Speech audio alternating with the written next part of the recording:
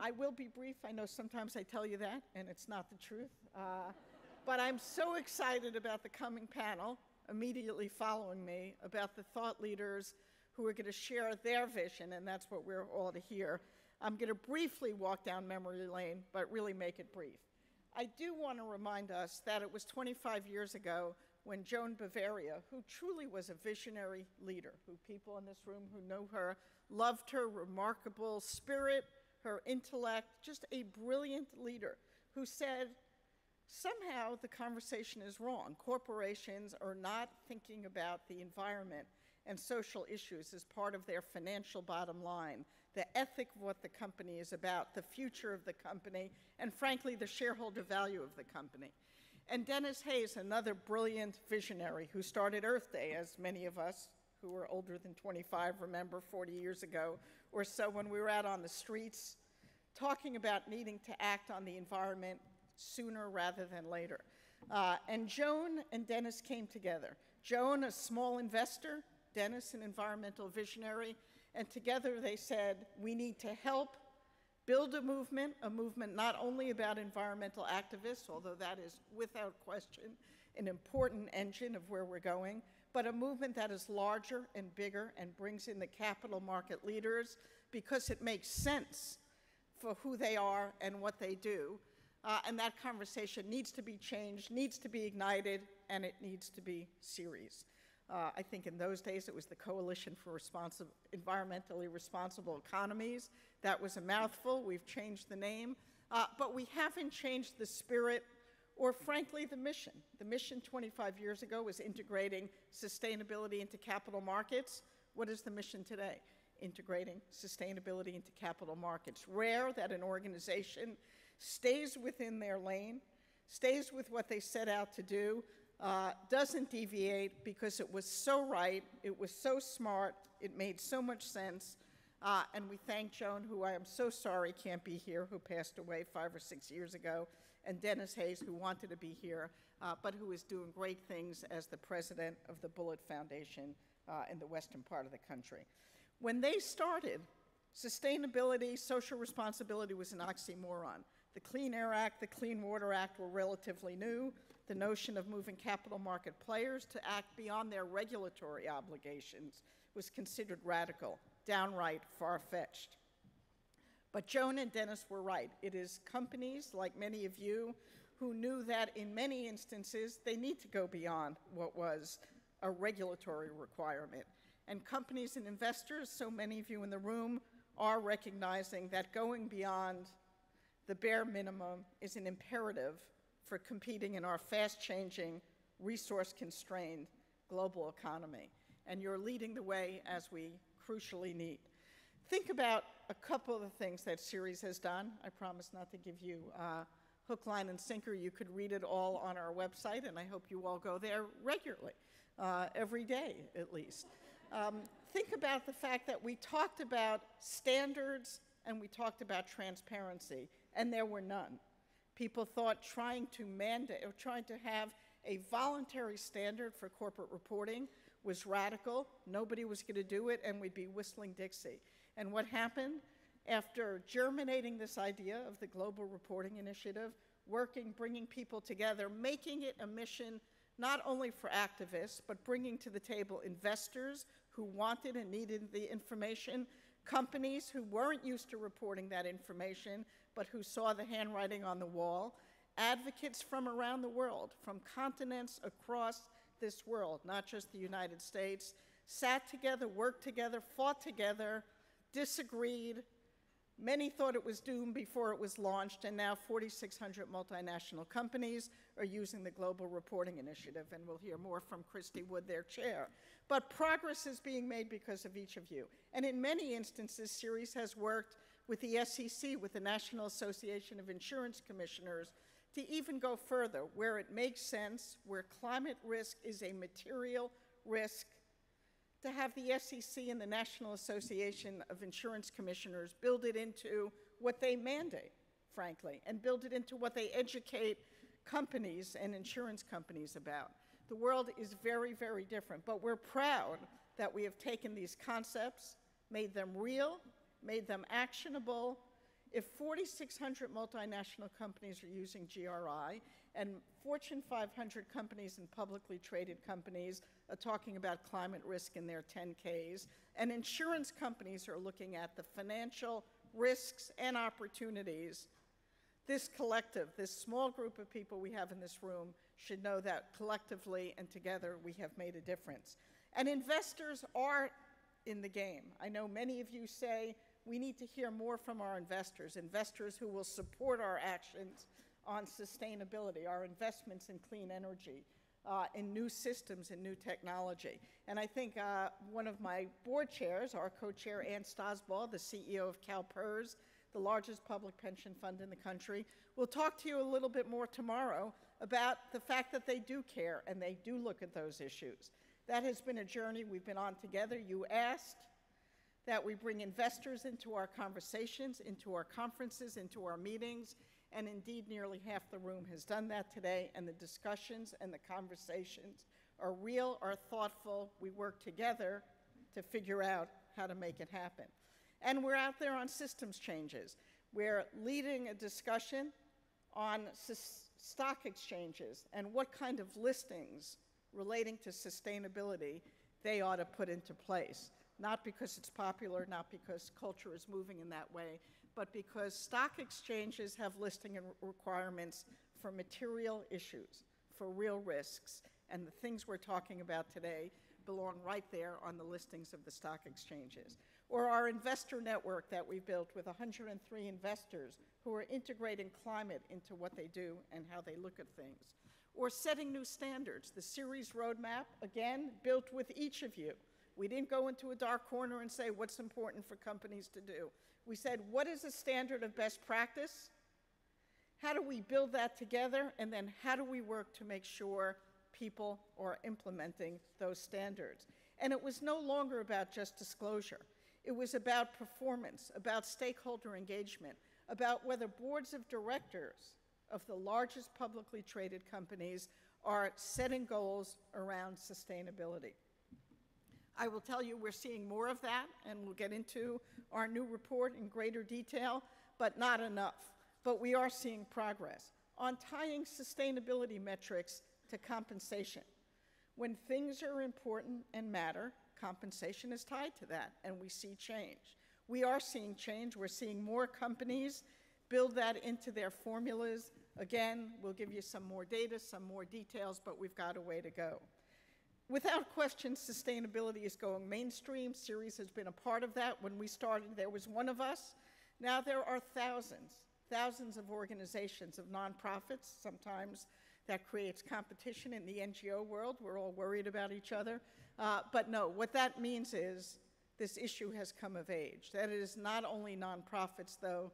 It is companies, it is investors who see sustainability as a mainstream issue, as something we must integrate into our economy, and it is all around us. Let's look at just a few examples beyond some of the things we've together done at Ceres.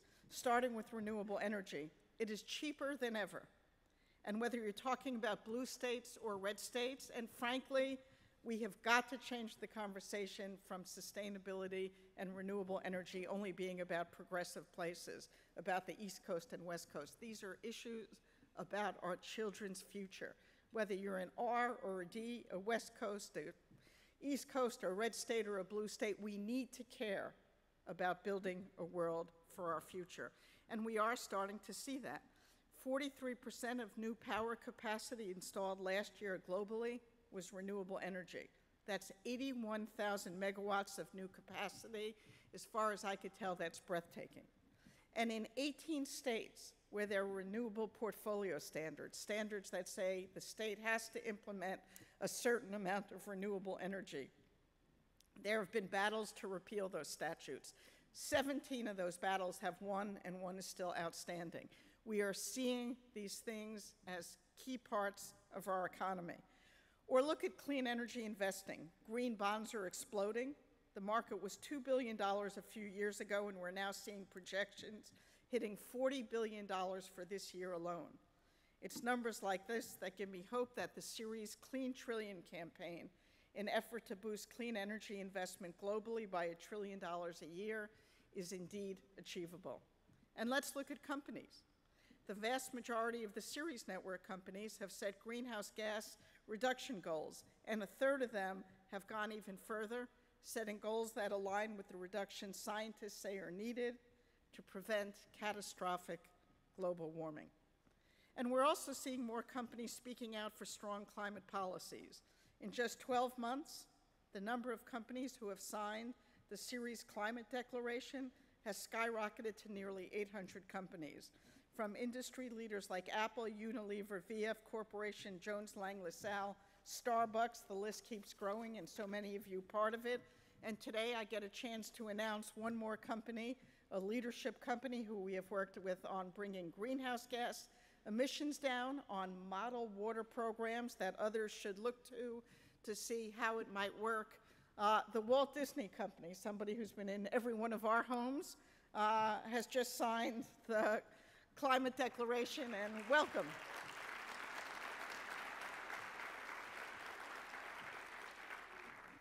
And these companies recently as 2 weeks, went to Washington, not to advocate for a specific bill, but to make the case that we need to see climate policy remain part of the discussion, and part of the discussion because business and financial leaders see it as part of the future economy.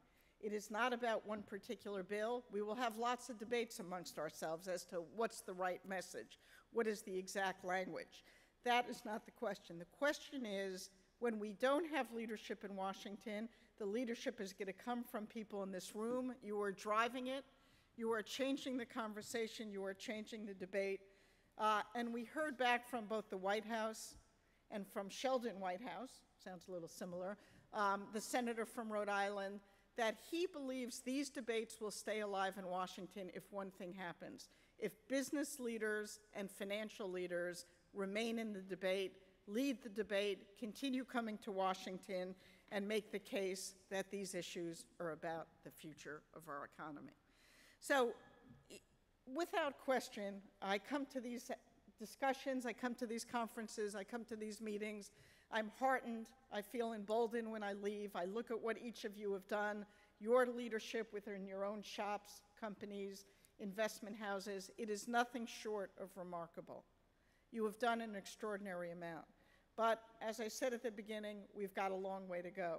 I'm going to introduce a colleague of mine who worked with us on a report called Gaining Ground, Corporate Progress on the Ceres Roadmap for Sustainability.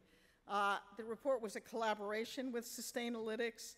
We looked at 613 companies representing nearly 80% of the US market cap and looked at how they're integrating sustainability into their business strategies. The report is not only on your seats, it will be on our website as it will be on Sustainalytics. It'll allow you to look deeply at not only what best practices are, but who's doing what and how they're doing it and how you compete against your colleagues in your industry sector. And it's not about naming and shaming and calling you laggards. It is about looking at the facts, where we're going, and what it's going to take to get there. So my continued message for today is gaining ground we are. That is what this report is about, and we're gaining ground because of you. But we've got a ways to get to. You all asked us that it's hard to be judged when we don't know the rules of the road. So we came up with the rules of the road with you in the Ceres roadmap.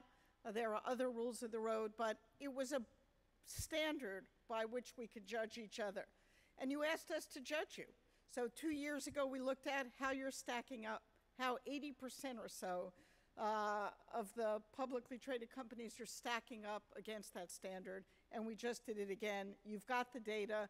It is actually extremely useful. It went online today. You'll be able to dig down. I hope it is useful, I hope it's inspiring, and I hope it does exactly what it's meant to do, which is give you what you need to keep at it and to keep going. And indeed, we're going to keep going. We've got an extraordinary panel. I'm not going to say a lot about them. The think big megatrends in sustainability is where we want to go. We want to think big. What more should we be doing? Not what's our next step for tomorrow, but how do we think about the future in our next years? And we've got an extraordinary panel, but we're going to start with, before I introduce the rest of the panel, Paul Gilding, who came not from Boston, not from Syracuse or California, but from New Zealand, literally, came around the world. Paul's been at this for 40 years, as long as I have, Paul, but we're getting younger, so don't worry about it. And the thing that I admire most, not only about his books as an extraordinary author, about his writings, about his TED Talks, about what he's done as both an advocate, a businessman, is he is somebody who understands the complexities of the challenges we face, but is full of the opportunities and hope for how we deal with them. It's not often. We often find people who think about the problems. Paul thinks about the problems, and as much he thinks about the extraordinary solutions that are about solving problems and building our economy. So it is my extremely great pleasure to welcome Paul, who came from around the world. I don't know if he has slept yet, but to talk with us a bit this morning. He's going to open up, and then he's going to join a panel that my good friend and colleague, Andrew Winston, will moderate. Thanks very much. Paul, welcome. G'day. Thanks for this wonderful opportunity. This is a great network to speak to for what I do, because it really is a way of tapping into the system at a very high level and at a very broad level. I just compliment Ceres on the 25th anniversary and the extraordinary work that you've done over those 25 years. Pretty young organisation compared to Minnie and I, but you know, you're coming along pretty well. Look, I want to kind of take you back, if you like, to the 50 years ago kind of idea in this space, right? And we heard from Rachel Carson from Limits to Growth all those years ago that, you know, if we don't change, if we don't dramatically change the way we do things, then there's going to be consequences. And there have been clear warnings over many, many decades now as to what that change will look like if we don't respond. And so I think it's important just to begin my comments by just reminding us kind of where we are today. And this is what I do now. You know, I have the luxury at the University of Cambridge and in my work with large companies and so on to really think about the whole system. So I do spend my time, which most of you haven't got the luxury of doing, looking at and thinking about and reading about everything in the space. So sustainability, economics, civilization writ large. And so in kind of 10 minutes, we're going to go through the future of civilization. So it's going to be pretty quick. Now, 50 years ago in that context, we said there's going to be consequences. Today, we're at the point of consequences. It's really important to kind of be optimistic about this issue, but to recognise where we are today honestly. Where we are today honestly is that we're seeing the global system, and by the system I mean the economy, society, the human system of civilization breaking down.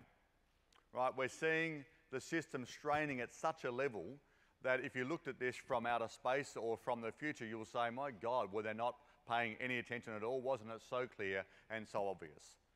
All the things that we've been warned about, resource wars, conflict over resources, battles over resources, resource constraint, being writ large across the system now, as we see, for example, you know, the Middle East uprisings, the Arab Spring, and most tragically at the moment, the war in Syria, being very directly triggered by and driven by, exacerbated by resource constraint, in particular in that case, food prices. You go back a few years before the war in Syria, you can see in US intelligence reports talking about the fact that there's a severe drought, climate change induced, that's going to result in 1 million people, small farmers moving into cities, creating tensions in the system and therefore creating political instability. Right? So these things are very directly related, and that's what we talked about the system, you know, suffering under this strain would look like.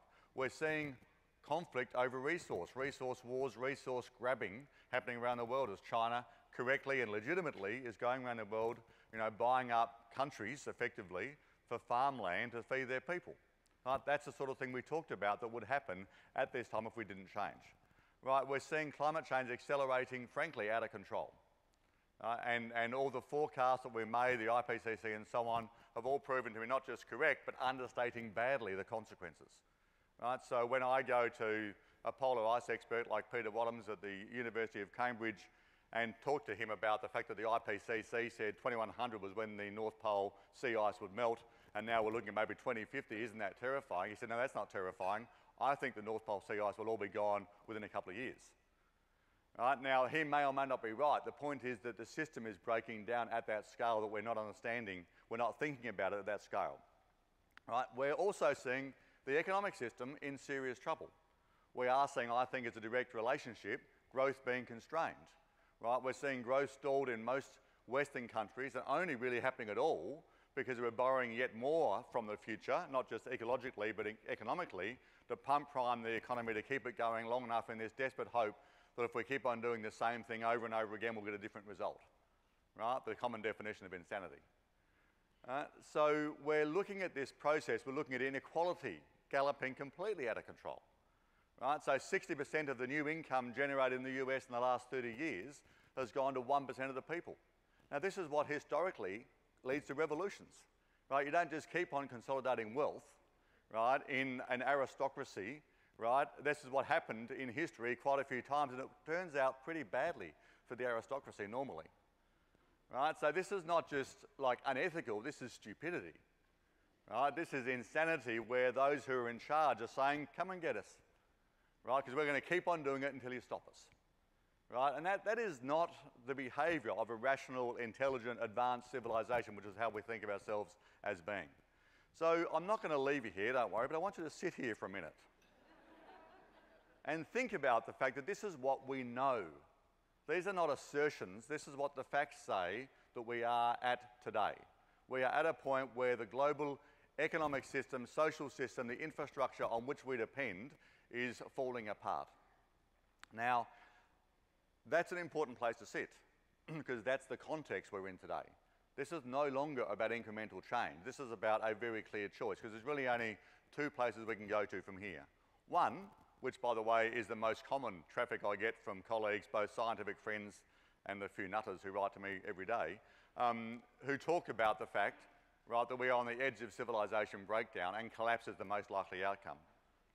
People write to me from all sorts of levels of expertise, right, from the top scientists and economists in the world through to, you know, just average people and some people on the outside of average as well, who say we're just stupid, right, we are doomed, it is all over, right, this is the inevitable collapse of civilizations that we've seen through history. Now, I think that's wrong, but let's be clear, there are some very smart people who think that. And that's a choice that we now get to make. We get to choose to, you know, bet on which of these outcomes is going to occur. Right? And it's important to recognise today that we are all choosing. Right? We get to choose when we have to kind of bet on, not which one will do, but which one will occur. Because if you're an investor, a manager, an organisational, you know, person thinking about these issues, you need to think about what is your worldview. Is your worldview that we will face collapse, look at it coming at us, observe the data and go, oh, well, that's a shame. Shit happens. We're having a bad day, you know. But can you really imagine us doing that, is my question to you. Can you really imagine that we're going to look at all that and say, yeah, that's just the way it's going to be. What a shame. Right? This is the end of civilization as we know it. No, we're not going to do that. But if we think we're going to do that, then you better decide we're going to do that, because the only choice we have apart from that is to radically transform the global economy, right, at a scale that is actually fairly hard to imagine today. But that's where we are. That's the only choices we have. We either head towards collapse and accelerate over the cliff and hope to learn to fly before we hit the bottom, which is unlikely, or we say we've got to fix it. Now let's look at what fixing it looks like, and let's pick an example of climate change, which is kind of the sharp edge of the issue, but just an example of the broader problem. On climate change, we know that fixing it looks like keeping the Earth's temperature increase above pre-industrial times to less than 2 degrees. I would argue 1 degree is actually an intelligent response, but let's accept 2 degrees as the framework that most of the world's governments and companies have accepted. To keep warming below 2 degrees, we have to, and I'll say this for you slowly, eliminate the coal, oil and gas industries from the economy inside 20 years. Right? So 20 years, right, to take out one of the world's biggest industries and replace it. Impossible to imagine. Impossible to imagine. And as Nelson Mandela says, it always seems impossible until it's done.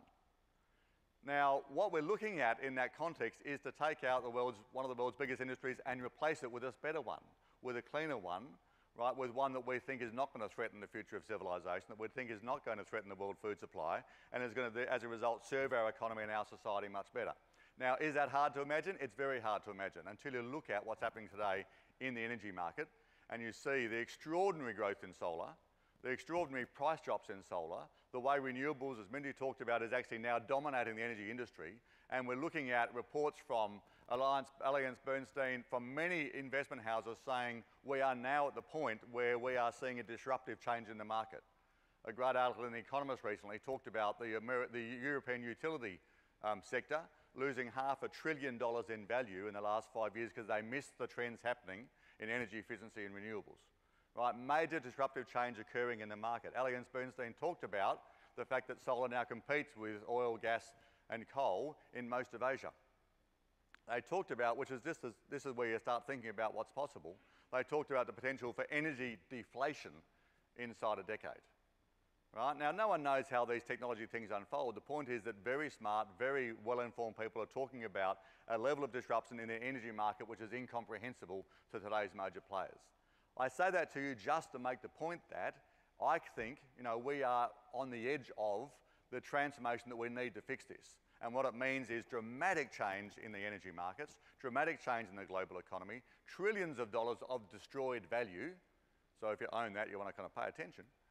And trillions of dollars of created value, which likewise you want to pay attention to.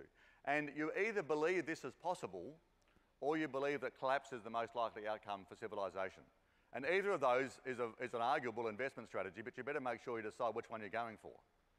Right? Because collapse strategy is a very different investment approach than transformational strategy, and one of them is kind of a bit harder to live with. So let me just stop there and just summarise my kind of main arguments before we go to the panel. This is the point where we make the decision. This is where we decide if we choose to save ourselves from collapse. I think we're going to. I think it's inevitable that we do so. And by the way, it's what we always do as humanity. We wait for the crisis to get really bad. We wait until the last possible moment. Then we wait for a bit longer. And then we respond. World War II, any number of personal health crises, company crises, is what we always do, is what we'll do in this occasion, is we will respond. So therefore, it's going to happen a lot faster than you expect. It's going to happen more dramatically than most people expect. It's going to be like markets always are, chaotic, messy and ugly and effective. Right? And if you choose to be on the right side of the market and the right side of history, then you're part of that solution. If you don't, then I think you're going to lose. Right? And I think that we're going to have to recognise that we are talking about a transformation which means not feel good, hold hands, march into sunset singing Kumbaya, corporate responsibility. We're talking about the ugly, brutal, creative destruction of capitalism, where we're going to wipe out large parts of the economy and replace it. And that, I think, is a bloody good thing. Right? And it's the reason markets work. It's the reason this group is so important. And I think it's the opportunity of civilization. Thank you. Thanks so much for the couple minutes. I think, obviously, Paul and I are kind of in line about we're screwed, but, there's kind of a big but, we've got an opportunity here. Well, let me say first, congratulations to Ceres and happy birthday. I'd like everyone to take a minute and think back to where they were in 1989 and what their hair looked like back then, and what they were wearing. My hair was dark back then. There was a time. I also decided, I think, in watching you, Paul, that I want to move to New Zealand, because if that's what someone who looks like who's been working for 40 years in this field, I am doing something really wrong in my life. So I'm Andrew Winston. I think that was me, obviously drawn up there, probably better than the reality. And I'm an author and consultant. I work with large companies on this stuff, on strategy around this. We have a great panel this morning. I'm really honored and happy to have with us, and we've kind of sat randomly, but good. We have Christy Wood, who's the chair of GRI. Everybody knows that. I don't have to spell out GRI.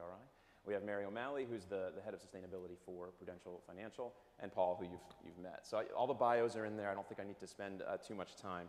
So they've asked me to kind of frame this up a little bit, not for too long, but this is the best scripted panel I've ever been on. I have like a whole set of things I'm supposed to do, so I didn't have to think too much, which is great. I think we heard from Paul that we're facing massive risk, but along with that comes huge opportunity. But I think the good news is that the leaders of the world, of both political and business persuasion, are, I think, awakening to this. If you look at the survey in Davos at the World Economic Forum in January, they do every year on the greatest risks, and you look at the top 10 that the world's leaders laid out, they really fall into two big buckets. One is fiscal crises, the collapse of the economy, unemployment, inequality, the kind of economic stuff, which is always going to be on their radar. The other bucket, the other batch in that top 10 is climate and resources, water, the risk of not dealing with climate change, you know, the risk of extreme weather. So there's kind of an awakening to this and an understanding, I think, and what we want to frame up today is that all of these are interrelated. And I think that's what's coming to the fore. That people are starting to get is that these economic and these climate and resources things are the same conversation, that they aren't off in some silo. And I think we're going to hopefully spend the morning trying to break down those silos.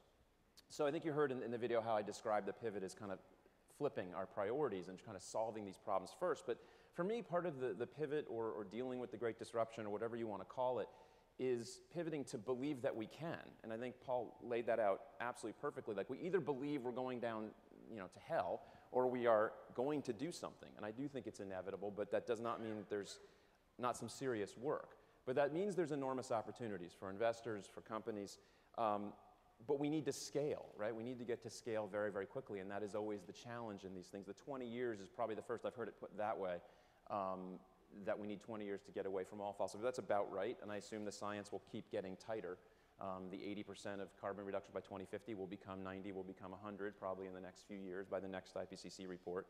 So I think the key question that we're trying to pose today, that Ceres wants to pose to the room and to everybody for the day is, what do we need to do to ensure that the capital markets respond and take into account these mega challenges and act in a way that understands these challenges as serious disruptors of value in business? And how do we change the way the capital markets work? So that's my goal for the panel, a very small kind of aim and focus. But we have kind of the perfect people, I think, to look at this. So let me start with, I think, probably one of the core challenges we all face, which is short-termism. And it's not just people in sustainability saying this. You've got John Bogle and Buffett and people, you know, kind of old school investors saying we have a short-termism problem. It's a drag on innovation. It's a drag on what companies are supposed to be about, which is creating value. And if anybody's seen the new book by Michael Lewis on high-frequency trading, short-termism has now gotten down into the micro and milliseconds, quite literally. It's become so short. So these are, you know, a huge chunk of the market that is not looking at the company at all outside of a number to buy and sell very quickly. So let me kind of divide up the question on short-termism to what can companies do about it and what can investors do about it, and kind of ask you guys to take each of those. So let me start with you, Mary.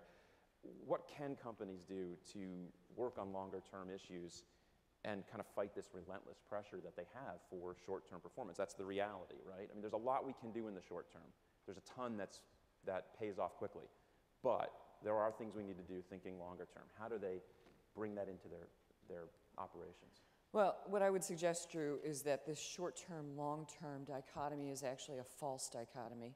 And a true measure of operational and managerial excellence is being able to find the balance between the long-term survival of your company and the near-term need for people for income to be generated by the equities that they've invested in. And at Prudential, you know, understand that I come from a life insurance company, and we're all about long-term. Because if you sign a policy today, we better be there in 50 years when you pay your final premium payment. But at the same time, we're publicly traded. And last year, I'm very proud to brag that we produced a very superior ROE. At the same time, we were investing in, I'm going to ask some of my colleagues to raise their hand, we have a sustainability initiative in our real estate investment portfolio that last year returned, over the past 2 years, returned $100 million through sustainability initiatives of value to the portfolio. And that's driven by my colleague, David DeVos. So David, raise your hand so people can find you later to find out what magic $100 million man over there. $100 million man over there. Very close to him, managing I don't know how large the portfolio is now, Omid, but he's managing a social investment portfolio that returns not only competitive returns, but also social impact. And I think also in the room is my colleague Nicole Gehrig, who through our fixed income investment, there she is, she's sort of in the middle of the room, is working on green bonds. So, you know, if you want to know how we do it, take a look at our proxy statement where we have put on one page, precious real estate, one page, how we create both near-term value and long-term value, because we believe we have to do both. Right. Well, and it's a fair point. I mean, you need the short-term value to fund, and I think to get buy-in, but I think there is, you know, in reality, if you're sitting in a room and people are talking about just even energy efficiency initiatives or energy things, there's the easy stuff, but then there's things that are in the 3, 4, 5-year payback, and everyone says, oh, we can't do that. And I think the idea that we're going to go down the destruction path because getting a new boiler was a 4-year payback is insane. But those are the conversations we're having. So I'd like us to kind of talk a little bit about how do you change the way companies think about what a payback period is? And I don't know if you have any kind of quick reactions to that. Because I think the 100 million was probably all like fit the hurdle rate, right? Or fit payback in a very strict definition, right? Well, I think it met whatever Right. whatever David's hurdle rate was, and had the buy-in of our investors as well. But I think that the companies that can achieve that balance really are willing to be flexible in hurdle rates, Right. and figure out how you can discuss these with your investors so that they understand that ultimately they're going to benefit from these types of investments that may not have the 3-year payback Right. rate. 3 would be long in most companies, but I hear you. So just so you know, in about probably 20 minutes, we'll start taking questions, so please be prepared. There'll be microphones going around. So let me turn to you, Christy, and talk about the investor side of the community. How do you talk to investors or get them to think about opportunities and the kind of sustainability and profitability that you need to think about 5, 10, 25-year time frames? Like what needs to change? We have pension funds who might think longer, Wall Street arguably less. Is that an artificial divide? Is there a part of the investment community that already gets it? Is there a part that doesn't? Is it not kind of that clear? Well, first of all, can everybody hear me here? Yeah. I guess I would begin by asking everybody to rethink what an investor really is. And actually, I was just saying to Mary, most of my early training at Prudential, the first decade of my career, I was a portfolio manager at Prudential in Newark, no less, trying to pick stocks. And most analysts, I would say, are grounded in the fundamentals of dividend discount models and earnings modeling. And I also am someone who sits on a derivatives exchange, so I understand the short-termism that can be in certain parts of the market. But I would say that most investors have a huge incentive to take into effect long-term effects. Having said that, though, let me talk about some of the things that are being done to encourage this. First of all, there's a lot being done by the largest pension plans in the world. They clearly are embedding incentives into RFPs to encourage managers to integrate ESG into investment processes. And CalPERS and CalSTRS are, I think, early in pushing that effort. Managers will respond to that, and I think that's an important thing. There's also a lot of training going on. For example, the ICGN, which is an entity whose board I used to chair, gives training on integration of ESG into investment processes. But there are also a lot of things that are not being done, in my opinion, that could be done, and here's where there's a bit of a call to action on all of your part.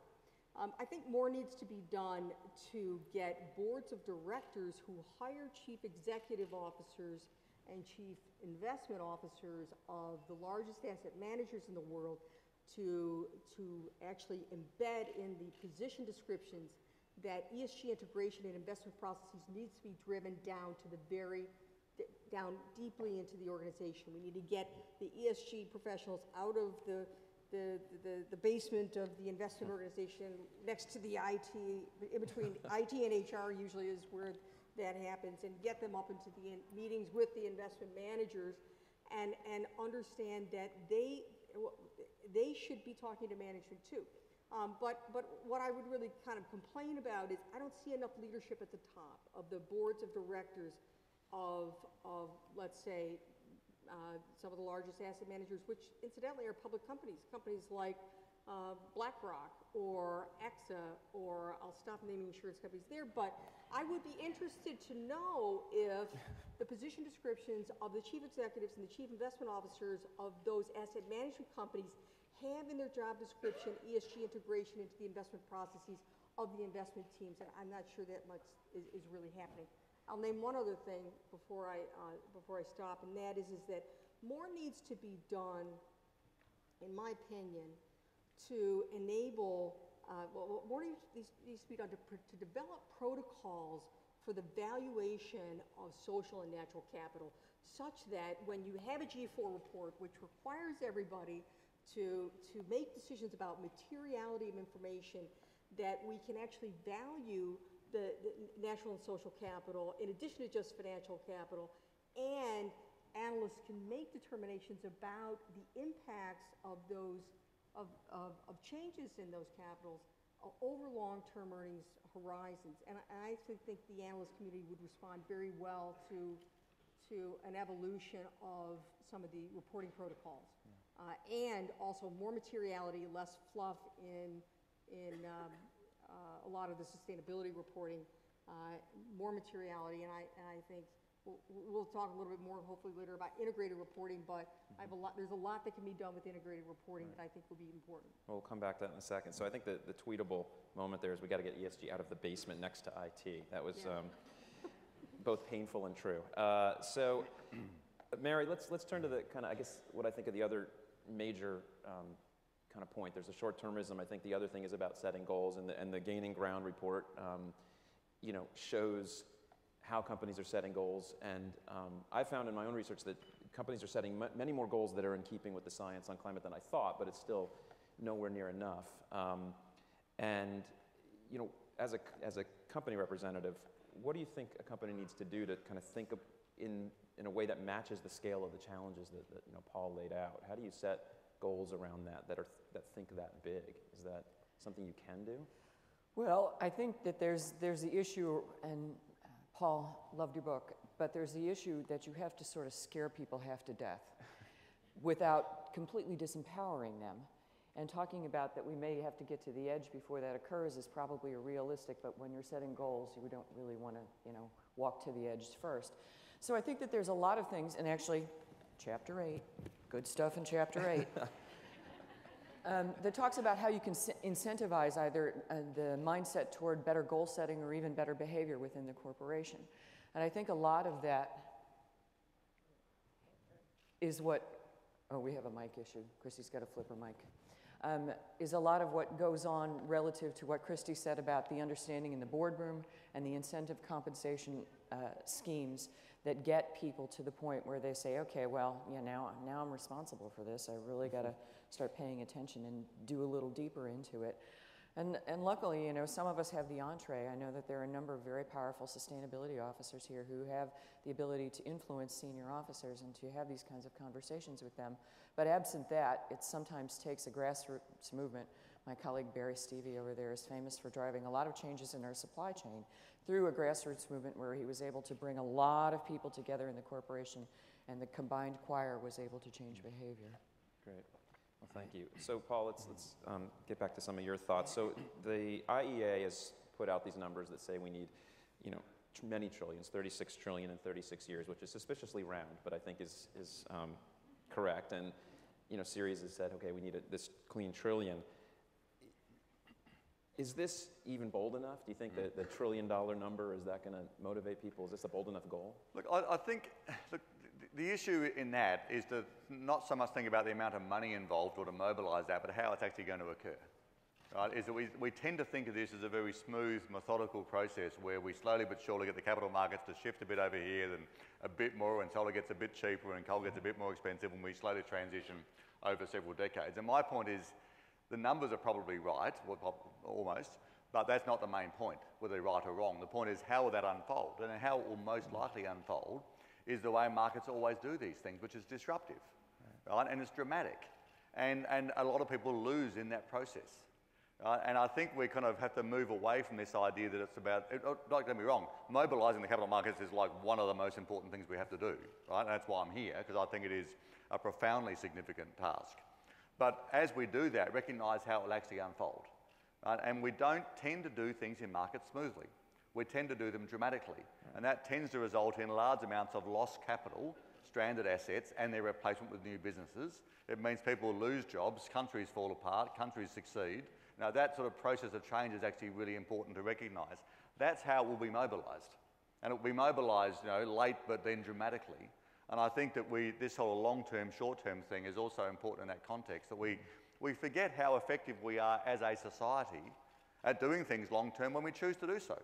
Right. There's no argument about discount rates and hurdle rates of return for safety in a company. Right? We just go and do it because we have to do it. Right? As a society, we invest absurdly large amounts of money in the military, right? Because we recognise that long-term is necessary to achieve that goal. There's no rate of return discussion around that. There's no question, is there public demand for a new fighter jet fleet? Right? We just don't do it that way because we know it's important. And the point here is, When we decide this is important, when we'll do it. Right? And then we'll find processes by which that happens. But those numbers are very important to recognise the scale of what we're talking about. Right? That you do have to, as I say to Unilever, when I'm kind of trying to tease them, which is awfully good fun, it's either you or Shell. Right? Only one of you will survive. And they're like, well, what do you mean? They're our friends. We like these people. We're partners in this corporate leaders group on climate change and blah, blah, blah. I said, no, you can't both survive. Right? Because Shell and Exxon is kind of the Death Star of environmentalism is kind of a more appropriate example. But it's like their strategy as Shell and Exxon and BP is to say, we think there's going to be a lot of fossil fuels burnt in the next 30, 40, 50 years. Right? What that means is, they don't say it like this, but when I ask them, they don't kind of deny it. You know, what that means is we're going to a temperature increase of somewhere between 3 and 6 degrees. That is the collapse of the global food system. That means Unilever is out of business because you can't have a supply chain, right, in that world. Right, so it's either that or that. And we've kind of got to get away from this idea that this is a gentle process. Right? And companies have to get away from the idea that this is actually, we can all hold hands together in this process. Right, and sing together the love song of sustainability as we go over the cliff. It's not how markets work. Markets work much more brutally than that, and thank goodness for that. Right. Because we need that kind of brutality, if you like, of the markets to apply in this case and do it incredibly quickly. Then those numbers make sense. But recognise it's not a gentle transition. It's like, we invest 36 trillion over here because you lose 36 trillion over there. Right, and that process is a very important investment question. And technologies come in leaps, not straight correct. through. So it could be $250 billion, $500 billion, and then a couple trillion a year later, right? But it's a consistent pattern. Don't be scared of this. It's not a great. It is a great moral challenge, but in this context, it's just like Kodak. Whoops. You know, Borders. Whoops. Missed that one. Didn't see it coming. Well, what were you looking at? You know, it's like that idea that markets see this information so clearly and it's so obvious to all around, and then they go, oh, whoops, sorry, missed it. Right? Well, that's what's going to happen to the oil and coal and gas industries. Well, whoops, missed it. Well, speaking of, you mentioned Exxon, so you brought them up. I didn't. I always try to. It's a good time to turn to disclosure, since they put out a document. That's probably the nicest thing I can say about it 2 weeks ago on what stranded assets mean to them. So let's turn to the idea of disclosure, because clearly there's more companies talking, but not necessarily saying anything helpful. Or increasing the relevance of what they're disclosing that could help investors. So Christy, can you give us some thoughts on how do we think about disclosure to make it more usable, that investors can actually act on it? Well, I think there's a lot that can be done, and that is happening. And I guess I would begin with saying that disclosure needs to be material. And I think we tried to address this straight up in G4. With the GRI's fourth generation.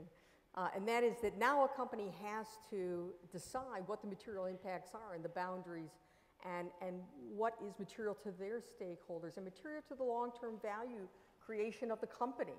And this is a critical element if we are going to evolve to integrated reporting. Because if you think about it, financial markets are underpinned by audited results, audited financials. And if we didn't have audited financials, we wouldn't have integrity of capital markets. And if we go to the path of integrated reporting, we're going to have something to integrate. Well, those would be sustainability reports. We need a framework for that. And we need quality information. Or else it'll be a garbage in, garbage out situation. So what do we need?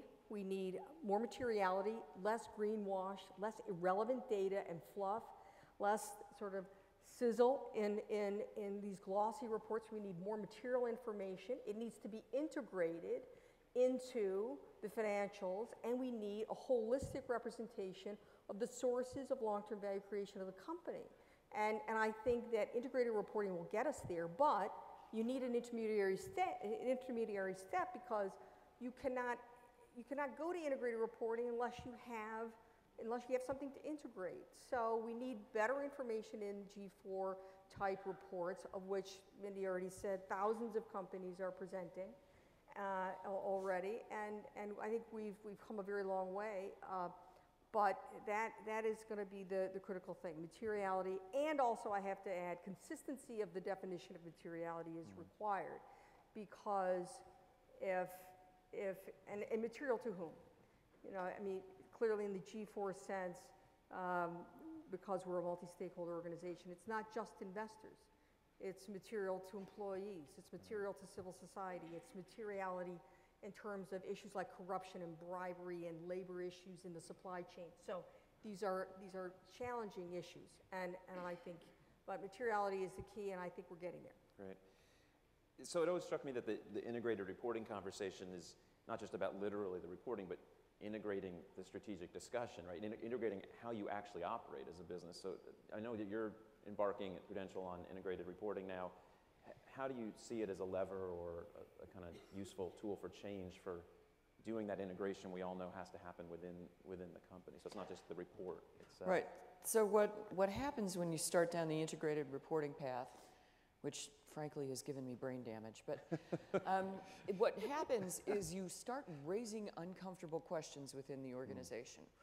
Well, if X, then Y, but where's the intermediary distance that links X and Y? And then people start saying, oh, well, that's a really good question. You know, I never thought about it that way.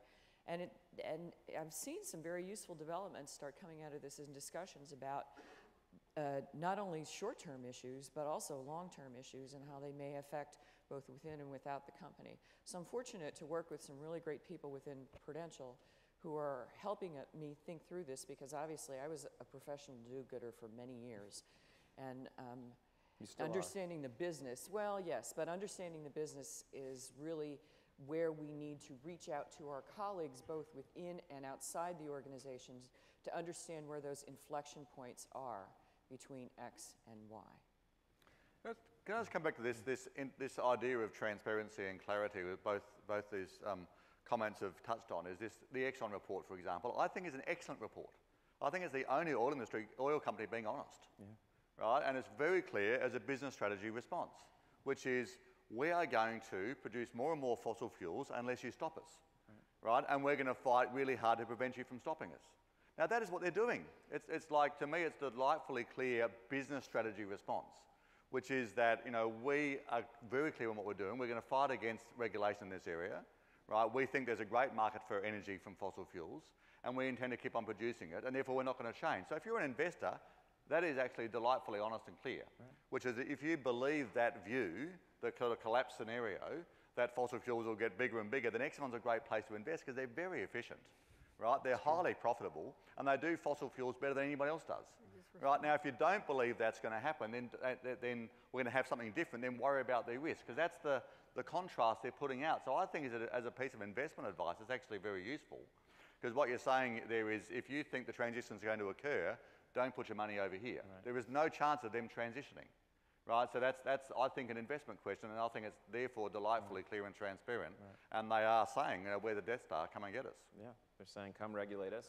But I actually think the companies and the people in this room, we don't have to wait till the price on carbon. That would help move things along, but companies can also just radically change their energy profile and move away from Exxon's business on their own. And the economics are getting better to do that, but they can make that choice, right? So there's an opportunity to just, you know, kind of pursue de facto regulation, just set the goal yourself. And the market, we always forget just how, you know, it's kind of funny coming from a guy who used to be at Greenpeace, but markets are really actually very smart sometimes. So Tesla is valued at more than half of GM. Right.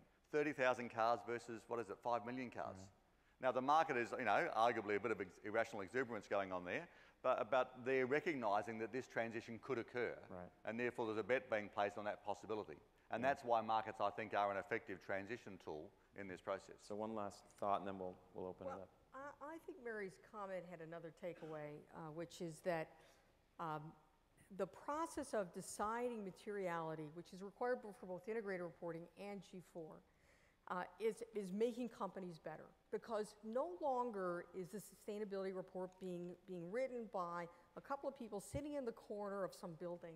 It is forcing the C-suite to have a robust discussion about what is the impact of perhaps not making $5 T-shirts on the backs of a bunch of dead women in Bangladesh, frankly. I mean, you know, what if we didn't do that? What would be the financial implication of changing our supply chain? And I think these discussions need to happen. And because you get the materiality discussion, because you get the interconnectedness of financial, non-financial reporting, and you have management asking questions about materiality. It includes risk, it includes internal audit, it includes operations and finance, and it is inescapable that it enters into the boardroom. And I think that this is a very important example. What we're hearing from people who are producing G4 reports is that the companies are getting a lot out of it. They're getting better. Their processes and their thoughtfulness just on figuring out, well, what are the material impacts is a discussion that needs to happen more often. Thank you. So we're going to open it up now. I guess there's mics running around. Raise your hand. I could ask you quickly identify yourself, and I would ask if you have kind of just a statement. This sounds awful, but maybe just tweet it or blog it. But if you have like a question, because we have limited time, so if you have a question and kind of direct it to who you'd like to talk to. We have 2 mics running around. There's one back there, so let's whoever finds someone first. All right. It's on. Andrew. Okay. One over there. Hello? Okay. They're starting. Okay, 2's talking at once. Let's start. Just go over there first, and then we'll come to that one. So this is Bill Bowie with the Sustainability Context Group, and this is a question, I think, for Christiana Wood, and about how to make GRI reports and G4 reports more relevant around sustainability issues. Sort of comparing that with the chapter in Andrew's book about big science-based goals. The sustainability context principle in G4 and in GRI enables that, but GRI has not given the kind of guidance needed to actually implement that. So I'm wondering if you could speak on sort of how GRI can help companies report more relevantly by the sustainability context principle. Well, first of all, as you know, the sustainability reporting world is an evolutionary process, and the G4 and the GRI welcomes feedback on how to make it more productive for companies. We're just getting started with G4. It's, I think, got a ton of improvements in it, not the least of which is governance and materiality. But that's not to say it can't continue to get better, and I'll be happy to give you the email address of the chair of our technical committee, so that he can work on your. I have a sense you might have that address, but I think we're going to continue to make progress, and it's all work in progress, and we welcome the feedback. So thank you for pointing out an area where we can do better. Right. Back there. This is Ben Kasinger from SustainSurf. I've got a similar question, but it's kind of for both you, Christina, and for Mary O'Malley. We're working with a lot of customers on sustainability reports. And honestly, the marketplace is really confused right now about IRC reporting, which is great for integrating different capitals, GRI, which is great for indicator protocols. We've done this for years, very, very useful. And SASB, which is just messing things up in a good way about sector-specific materiality. I have seen no one do a report that really takes the best of all of this and puts it together. And I've seen no guidance from your organizations to the marketplace how you can fit your piece into a larger piece that really gives guidance for the markets how to take the pivot.